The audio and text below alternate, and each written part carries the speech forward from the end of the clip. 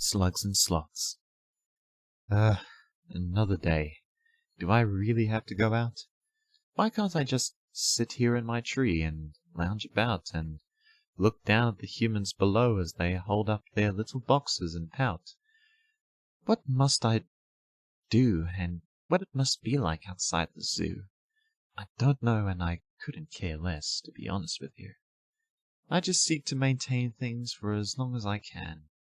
Any and all movement should be illegal, and therefore activity is banned. Wait a minute. What is that slimy thing down there? It looks like a nice snack.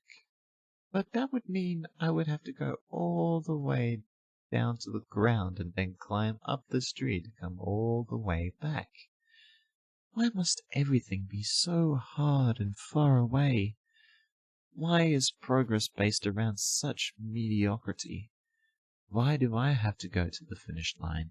Why can't the finish line come to me? Still, I am intrigued. I might as well go down there to have a first look-see. First, climb down from my cozy cling. Left claw, right claw, one after the other. At this rate, I will reach the bottom by next spring. Finally, I have touched down. Time to look around.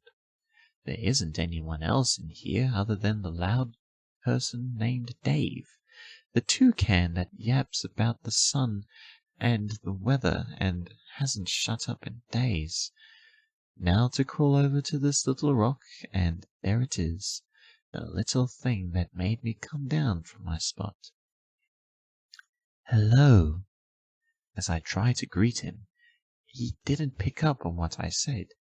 I turned the rock around so that his antenna was pointing up my head.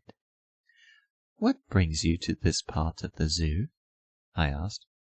Can't you see that I'm in a hurry, you slow fool? He replied. Well, to me, it looks like you're not going anywhere fast. How did you even manage to get past the gate? I wondered. I climbed up and over. It took me a month to do, and then I landed in a small patch of clovers. I've been trying to run a marathon, and my friends said that I would never get past the exterminator spray. I said I would make it to the sloth enclosure and come back someday. You must be really dedicated to go that far. It must have taken ages, I remarked. I am a slug of my word, and I intend to keep the promises that I impart. I thought of a way that I could assist the little creature. How would you like it to be made into a feature? The slug looked back at me and asked, How do you intend to do that? You managed to slither all the way here. I can throw you back. This gave me a newfound zeal, and it didn't give the slug a moment to accept his one-sided deal. As quick as I could, I reached for the slug and flew and flung him further than any slug ever could and ever should. The slug landed in a small can of trash, which by coincidence was the very place all the other slugs were waiting for him on the way back. Now I am very tired. I don't want to climb the tree.